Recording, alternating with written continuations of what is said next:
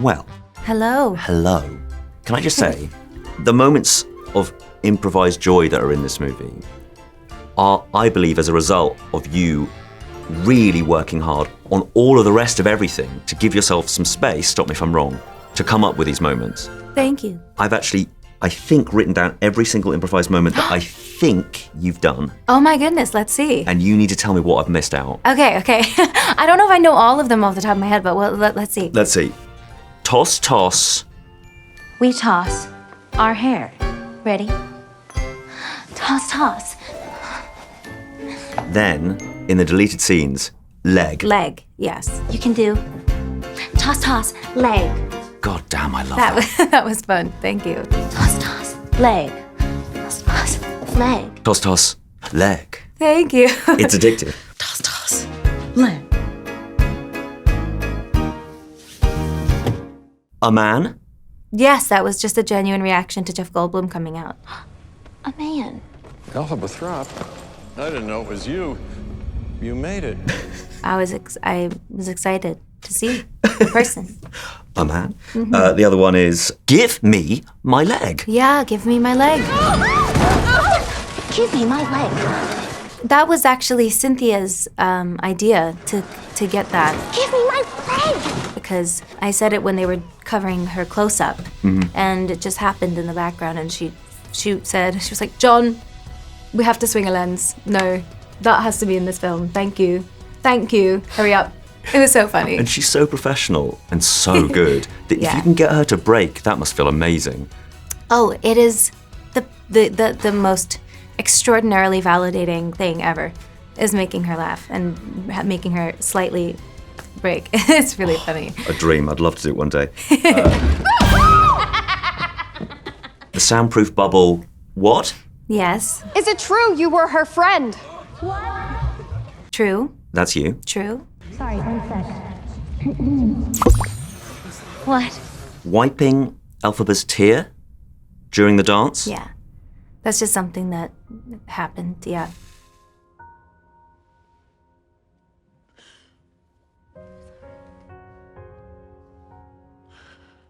And the dance in of itself, you not fully learning it. Yeah, because it felt like the most honest version of it would be the most awkward one, or the one where I had to really listen to her and just follow along as if I really didn't know it, and I really didn't know it. I still didn't know it. I knew pieces of it, but, I think it allowed for that moment to feel as real as possible, just because I wanted her to feel like an absolute fish out of water. That moment for Glinda is really pivotal because I think at the beginning of this story, her biggest fear is probably exactly what's happening to Elphaba, having people not adore her or just look at her or circle around her and not be laughing and smiling and cheering, but be laughing and judging. And I think that probably was her biggest fear going into this, as being not liked. I've got to say, the other amazing moment, which I believe is all you, is what you say as you're rushing towards the train. I think I'm going to get the words wrong. Do you remember them off the top of your head? This is your moment, this is your moment, I'm coming. Yes, yeah. Just come with me. I couldn't possibly, this is your moment, I'm coming. We had a bunch of takes of that, and it was a long run. Yeah. It was a long run, and it was in the freezing cold, and the train was on a long station that just kept going. It felt like it kept going and kept going and going. And it ended, by the way. And after that was a huge drop. So if I didn't make it onto the train, but I made it, thank God, thank goodness. But there was plenty of time for improv, is the point. It was a long time to just say whatever came out. So John was just like, have fun, girls. Well, I just want to say apologies for the British weather, because let's not forget that Munchkinland, all those tulips, that's the UK. My favorite. I miss it here so much. I loved it here so much. I loved living here. I was in Hampstead when I was here, and I loved my walks in the Heath. I loved meandering around and visiting different shops and places and pubs, and I didn't know what a Sunday roast was, but I know that that's a thing now. I didn't know what that was. And now I do, and I'm changed for the better. It's so delightful and fun. And there are so many dogs and Vishlas in the heath. There were so many Vishlas in the Hampstead Heath. I loved seeing them. I'm too curious. I have to ask you this. Are there particular British turns of phrase that you enjoy after being here for so long? Because you did these 2 movies back to back, of course. Yes, just being around the dialect and everyone's little isms, they are my favorite thing in the entire world. Like my dresser, Jess, who would get me in my bubble dress and my corset every day and snap all those layers of the pink dress on me. Yeah. She would call me chickadee. And the way she said, yeah, she would always say, yeah, to me. And I found myself going home and going, yeah, when I was like, and everyone's like, you're doing that, right? That's not real. And I was like, no, I need to not be doing that. You're totally right. I love that.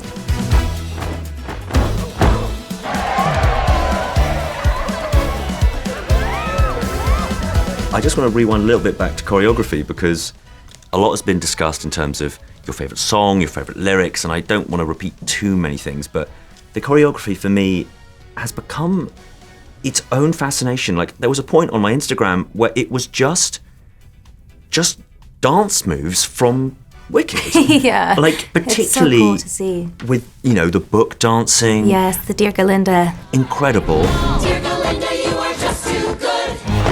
How do you stand it? I don't think I could. And then Jonathan Bailey sliding on the book. Nothing matters, but knowing nothing matters. Incredible. I mean, he's such a genius. He is so brilliant. He did that every single take flawlessly. And I know that it's cut between close-ups and wides, but it didn't have to be. Like, it wasn't for the sake of doctoring together the perfect book slide performance. It was that way every time he did it, and he's just a magnificent performer. He's amazing. Can you think of examples of when this movie, which has now been out for a good few months now and has been a massive hit, has sort of gotten huge online in a way that you maybe didn't expect?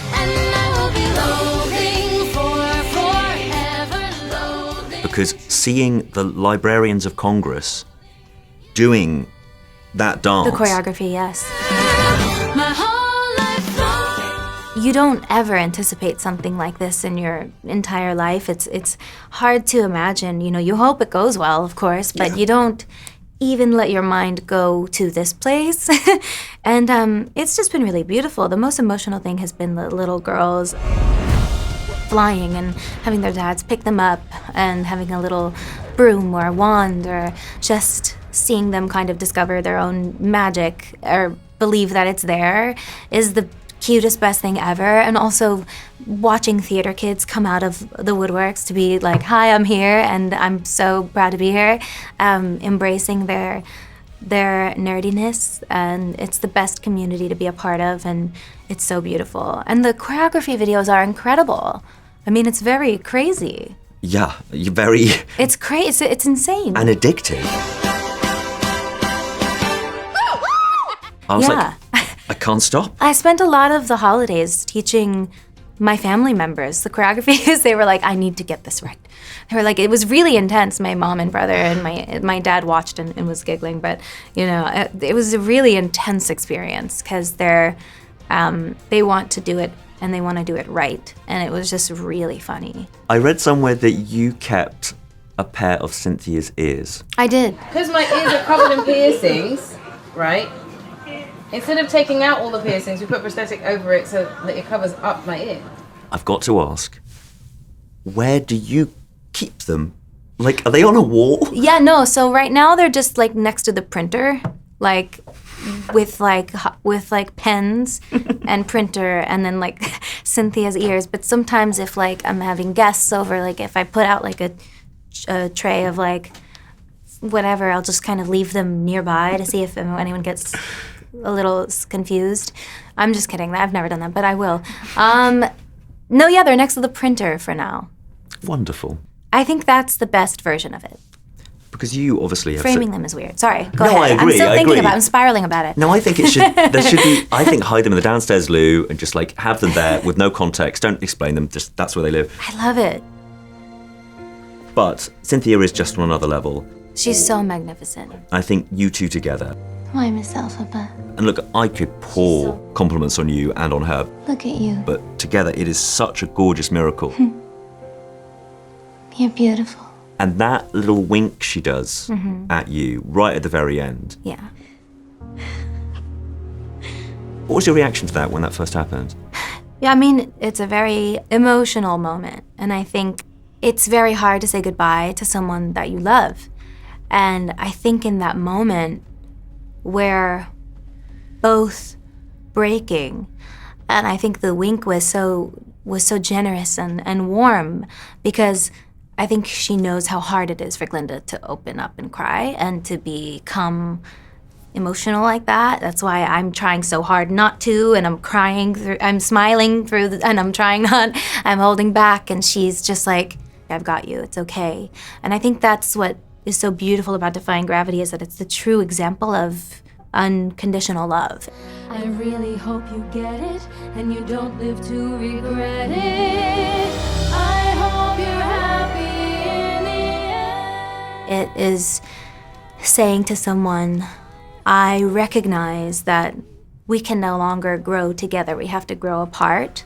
And I want that for you, because I know it's right and best for you, but it just isn't right and best for me.